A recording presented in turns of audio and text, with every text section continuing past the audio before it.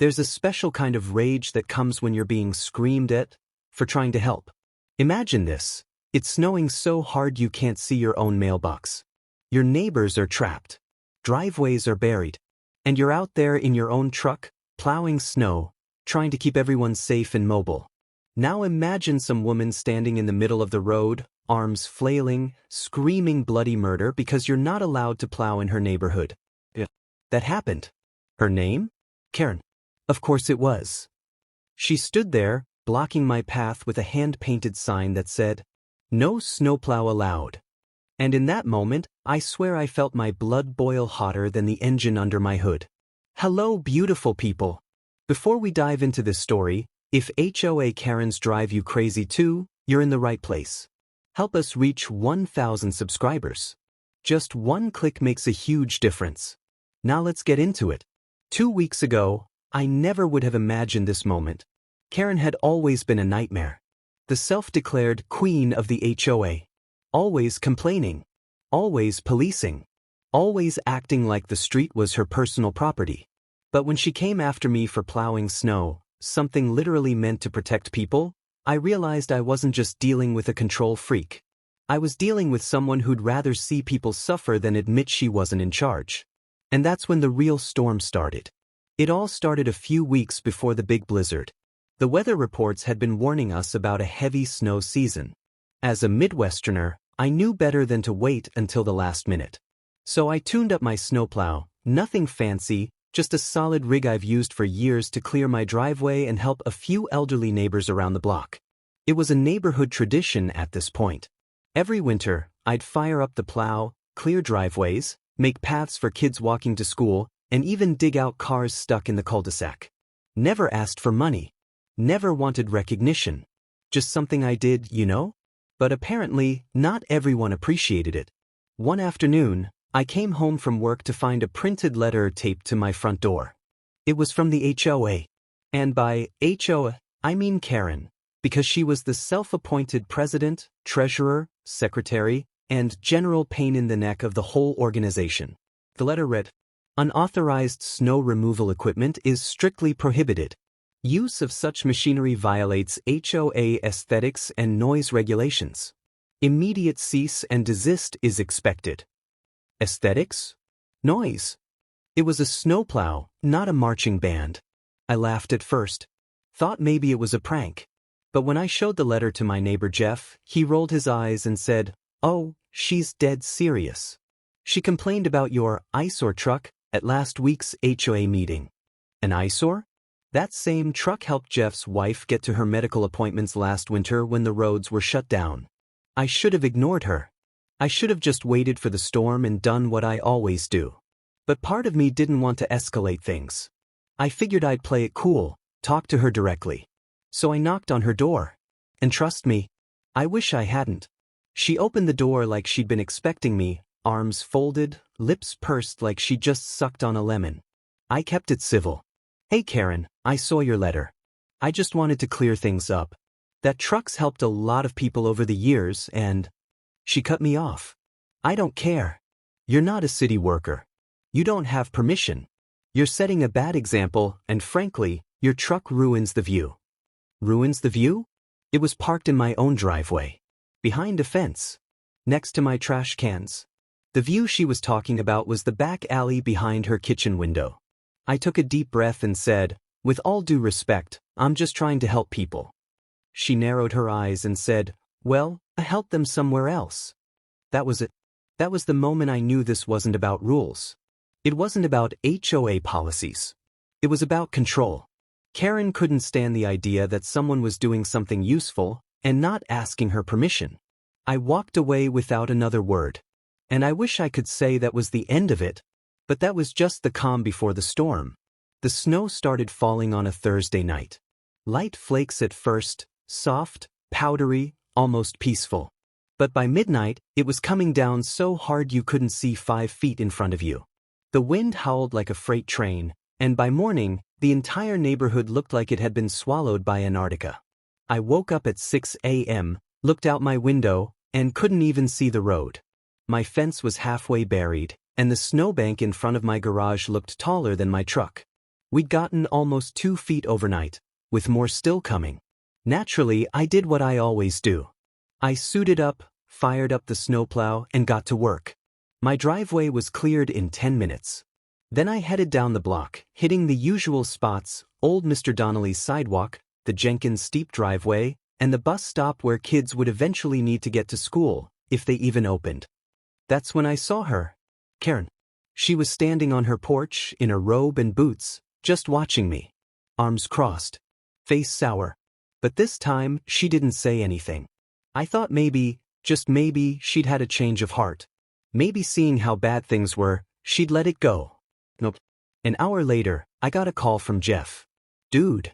Karen just emailed the HOA board, again. She's demanding a fine for unauthorized snow removal. Says your plow is endangering property. Endangering? I was literally the only person out there helping. But that wasn't the kicker. 2 hours later, she showed up at my house, banging on my door like it was a police raid. I opened it and she launched into a full-blown tantrum. You think you're a hero, huh? You're not helping anyone. You're causing chaos. Cars are sliding because of your plowing. You're putting us all at risk. I blinked. Karen, cars are sliding because there's 2 feet of snow on the road. She ignored that. I've already reported you. You'll be hearing from the HOA. And maybe even the city. I laughed. I couldn't help it. Good luck with that. City barely has enough plows for the main roads. I'm the only one keeping this neighborhood from turning into an igloo. She turned red. I mean beet red. And then stormed off like she'd just lost a battle she didn't even understand. I thought that was the end of it. But Karen had one more card to play. And let me tell you, bro, her karma was coming faster than she could say, Regulation 14B. It was the next morning when the universe finally decided to respond. The blizzard had left everything frozen solid. The temperature dropped to -12 degrees Fahrenheit, and the wind chill made it feel even worse. Streets were iced over, and snowdrifts reached halfway up garage doors. It was like a scene from a disaster movie.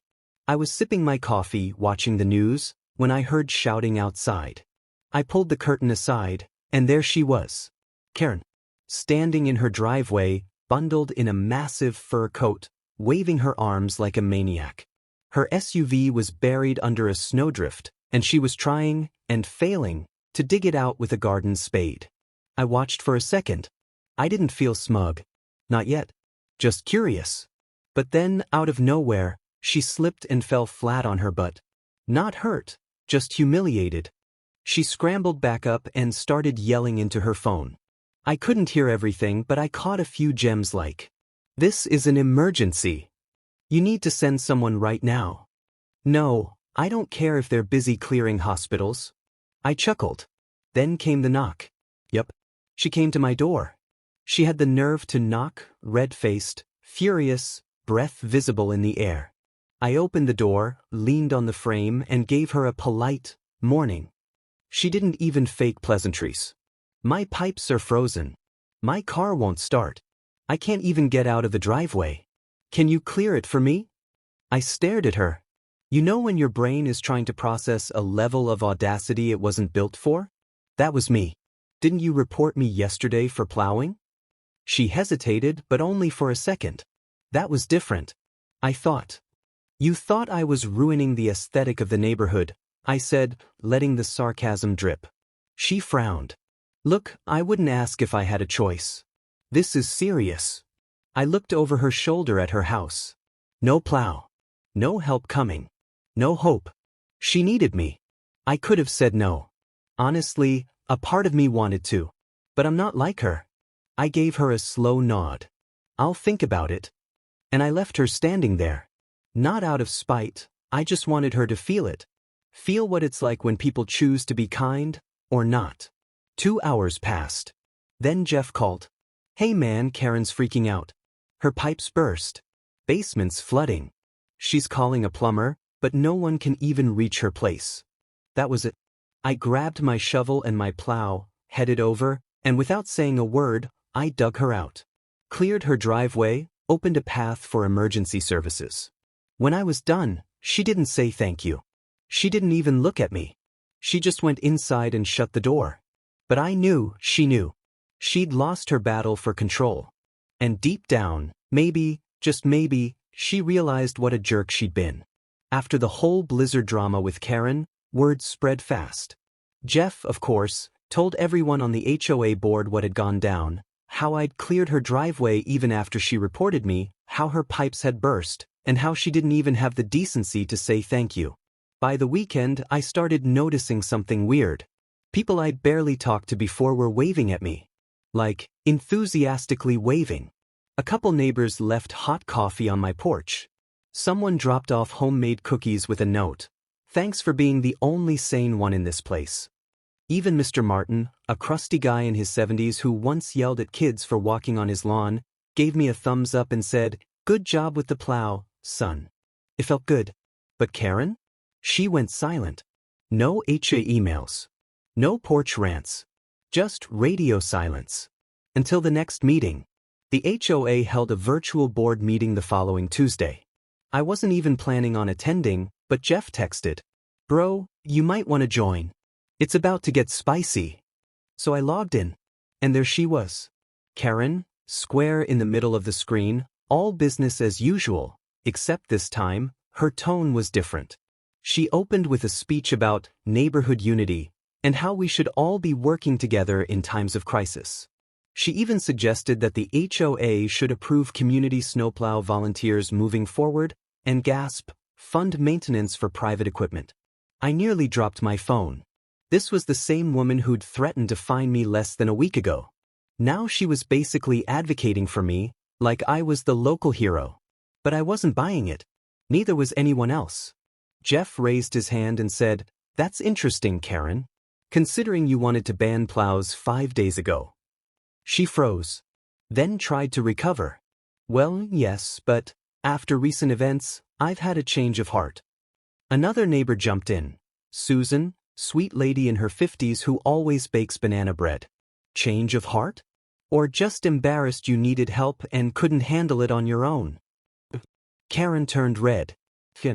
It got worse. People started chiming in, politely, but firmly. We should appreciate neighbors like him. This community needs doers, not complainers. Honestly, he's the reason we could leave our homes last week. It was a full-on takedown, HOA style. She tried to keep her composure, but by the end of the meeting, she barely spoke. They voted to support volunteers snowplowing with a budget. Karen voted yes, but her voice was barely audible. And that's when it hit me. I didn't need revenge. I didn't need her apology. The whole neighborhood had already given me justice. I logged off the meeting feeling something I hadn't felt in a long time, peace. But the story wasn't quite over. Because 2 days later, I got a knock at the door, and guess who it was? 2 days after the HOA meeting, I heard it. That familiar knock. But this time, it wasn't angry. It wasn't aggressive. It was soft. Hesitant. Like someone tapping their pride against the front door, hoping it wouldn't collapse. I opened it, and there she was. Karen. Wearing a puffy coat, scarf wrapped way too tight around her neck, holding a Tupperware container with something that smelled like store-bought cookies. Her eyes didn't meet mine right away. She stood there for a second, fidgeting, as if she was trying to swallow every harsh word she'd ever said. I just waited. Finally, she said it. Quietly. "You may have been wrong." I blinked. "You think?" She cracked a smile, a small one, but still, the first genuine human expression I'd seen from her since ever. "I'm not great at this," she added, holding out the cookies like they were some ancient peace offering. "But I wanted to say thank you. For helping. Even after I didn't deserve it." I took the cookies, not because I wanted them, but because I could tell it cost her a lot to bring them. She wasn't the type to admit fault. Definitely not the type to hand out compliments.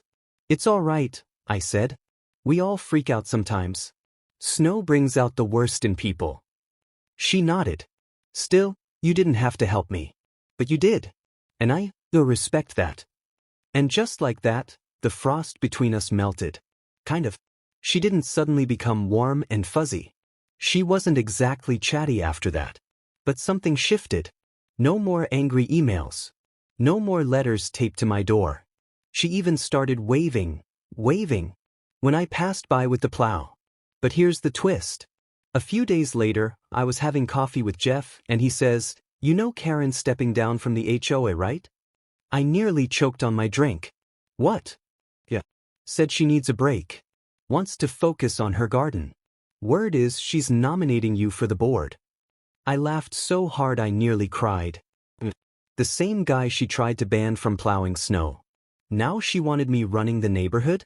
I didn't accept the nomination. I've had enough drama to last me a few winters, but it felt like a win. Because sometimes, the best revenge isn't loud or angry. It's doing the right thing, in front of everyone who doubted you. It's letting your actions speak louder than their hate. And sometimes, it's just knowing you were right all along.